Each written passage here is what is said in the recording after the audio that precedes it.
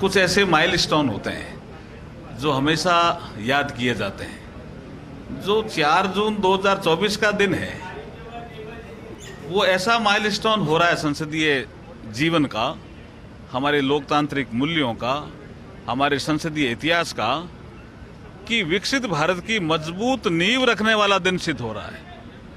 और नरेंद्र मोदी जी तीसरी बार प्रधानमंत्री बनने जा रहे हैं। संख्या की बात करें तो अर्जुन जी, क्योंकि आप तो फ्लोर मैनेजमेंट करते रहे और आपको ज्यादा अच्छे से पता रहता है इन चीजों, क्या लगता है? एक बहुत ही मजबूत सरकार बनने जा रही है।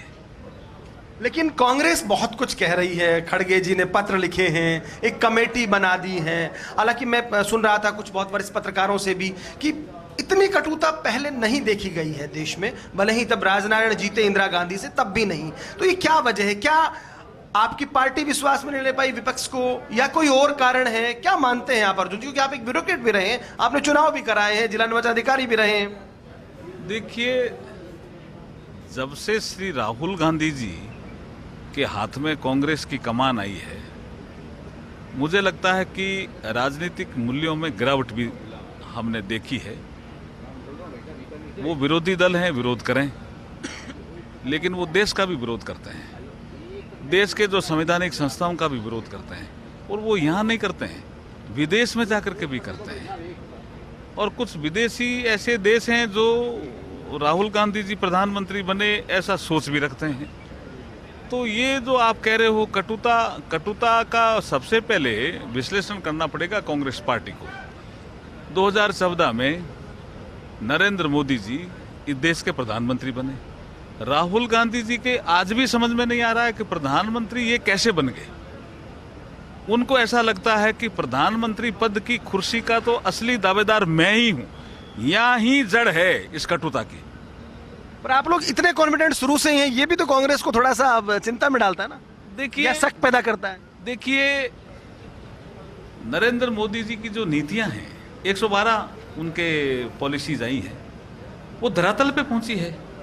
अच्छा, वो उनको भी पता है, ऐसा नहीं है कि उनको पता नहीं है, उनको भी पता है कि धरातल पे नरेंद्र मोदी जी की नीतियां पहुंच गई।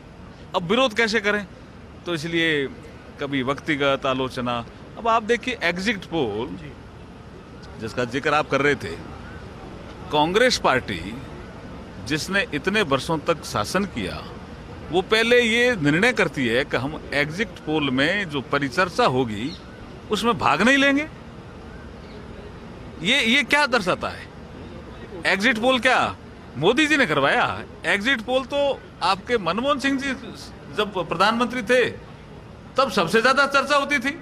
तो वही सवाल था कि ऐसा क्यों लग रहा है? क्या वो आप जो कह रहे हैं स्वाभाविक दावा नहीं छोड़ पा रहे वो, या उनको क्या लग वही वो उनको लगता है प्रधानमंत्री पद के दावेदार तो हम ही है ना।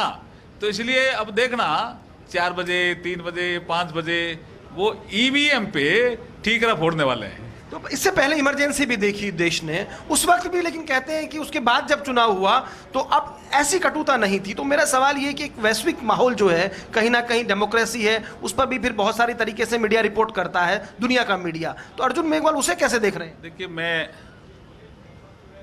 कानून मंत्री के नाते आपको कह रहा हूं कि इस बार आपने अच्छा ये सवाल किया। दुनिया के बहुत से देशों के प्रतिनिधिमंडल भारत में चुनाव को देखने आए थे। इतनी बड़ी संख्या में पहले कभी नहीं आए। और वो ये देख रहे थे कि इतने बड़े देश में जहां 80 करोड़ से ज्यादा वोटर्स हों, भारत मैनेज कैसे करता है। और इन सब चीजों को देख करके वो ऐसा मान रहे थे कि लोकतांत्रिक मूल्यों की जड़ भारत में बहुत मजबूत है। अब उस जड़ को ही राहुल गांधी जी कमजोर करने में लगे हैं। भाई, भारत की प्रशंसा तो करो। मदर ऑफ डेमोक्रेसी कहने में आपको शर्म आती है क्या कि भारत मदर ऑफ डेमोक्रेसी है? वो कुछ सवाल उठा देते हैं इलेक्शन कमीशन को लेकर। नहीं, अब ये इलेक्शन कमीशन ने क्यों प्रेस कॉन्फ्रेंस की? ये कोई तरीका है क्या कि इलेक्शन कमीशन संवैधानिक संस्था है, स्वतंत्र निर्णय करती है।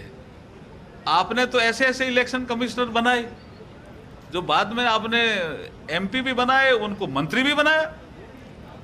आपको उस समय ध्यान नहीं आया? बिल्कुल सही कहा है उन्होंने, क्योंकि